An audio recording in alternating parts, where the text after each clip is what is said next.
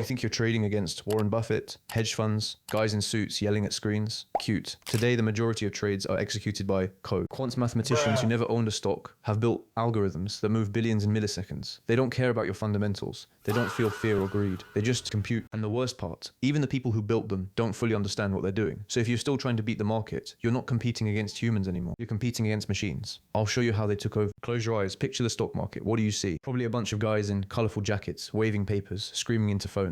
Maybe that scene from The Wolf of Wall Street, where throwing cash like it's confetti. That's the image Hollywood sold you. It's also about 30 years out of date. That world where a trader's gut feeling could move markets started dying in the 1990s. First came electronic trading, then the big exchanges went digital, then the SEC started letting computers do things humans used to do. Slowly the shouting stopped.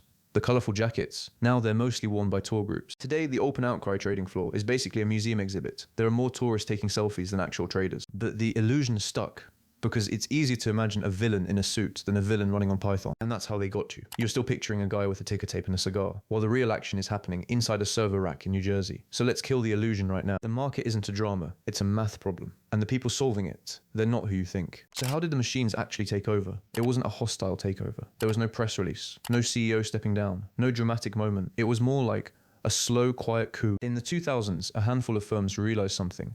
If you could execute a trade faster than everyone else, you could make money without ever being right about anything. They built algorithms to scan markets for tiny price differences, like a stock selling for $100 in New York and $100 1 cent in London. Buy low, sell high, all in a fraction of a second. That's called arbitrage, and it used to be a job for humans. Now, it's just a subroutine. By 2010, algorithms were responsible for more than half of all trades. By 2020, that number was over 70%. Let that sink in. The majority of what you think of as investing is just code talking to code. A bunch of math nerds writing Python scripts that move billions of dollars while they sleep. No emotional bias, no second guessing, no fear, and definitely no ego. Well, maybe a little ego, but it's the ego of someone who just made $1 million without leaving their couch. The market didn't transform overnight. It just quietly replaced every human it could, one algorithm at a time. And the people who built those algorithms, they're the last people you'd expect. So who's behind the code? Not the guys in suits, not the hedge fund managers sipping whiskey in high-rise offices. Meet the quant. Quant is short for quantitative analyst, but really it's just a fancy title for person who treats the stock market like a video game. These people aren't finance majors, they're mathematicians, physicists, coders, the kind of people who think Excel is a recreational activity. They don't read annual reports, they don't care what the CEO had for breakfast. They look at markets and see data sets, millions of numbers that might hide a pattern. If they find one, they write code to exploit it. And here's the kicker.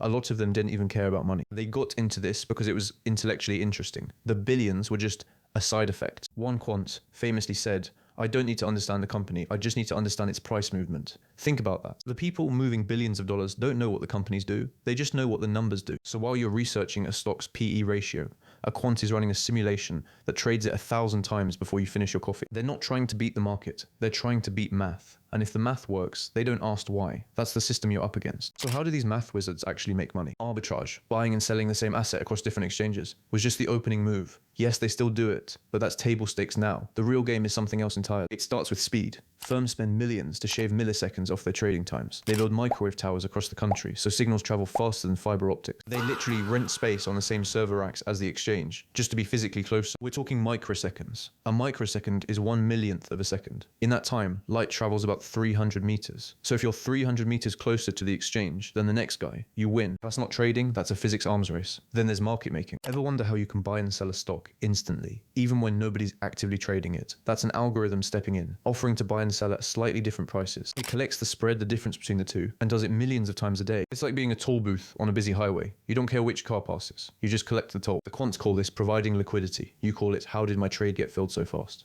And finally, pattern recognition. An algorithm doesn't need to know why a stock moves. It just sees that when X happens, Y follows. So it buys or sells automatically, long before any human could spot the pattern. These aren't simple. If this, then that rules. They're machine learning models that digest years of market data and find correlations a human brain would never notice. A stock twitches a certain way before earnings. The algorithm doesn't care why. It just learns to front run that twitch. The result, a system where you're not competing against people with better insights. You're competing against machines that don't think, they just react. At speeds you can't comprehend. They don't need to be smarter, just faster. And that's a battle you've already lost. So where does that leave you? Honestly, already behind. When you buy a stock, you're not analyzing the same data the quants are. You're reading news, checking charts, maybe watching a YouTube video from some guy in his bedroom. They've already traded that stock 4,000 times before your order even reaches the exchange. You're playing checkers. They're playing a game you didn't even know existed. But here's where it gets weird, because this system isn't just fast, it's unstable. Remember May 6th, 2010, the flash crash. The Dow dropped 1,000 points in minutes, the biggest intraday plunge in history.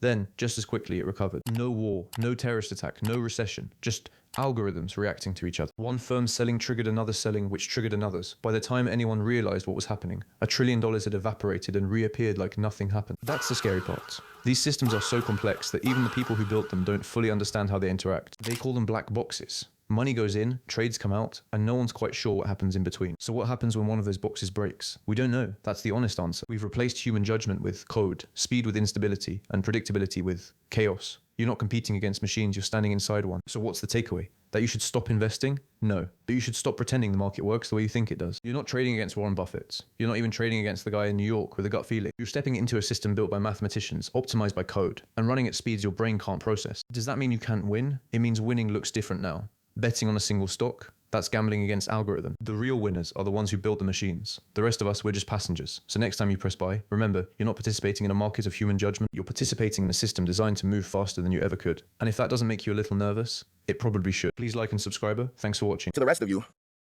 the non-believers, the underachievers, the tweet and deleters, you guys make me sick to my stomach, fam. Honestly, if you guys want to look in my eyes, you guys want to do something? That's what I thought. No, that's what I thought. That's what I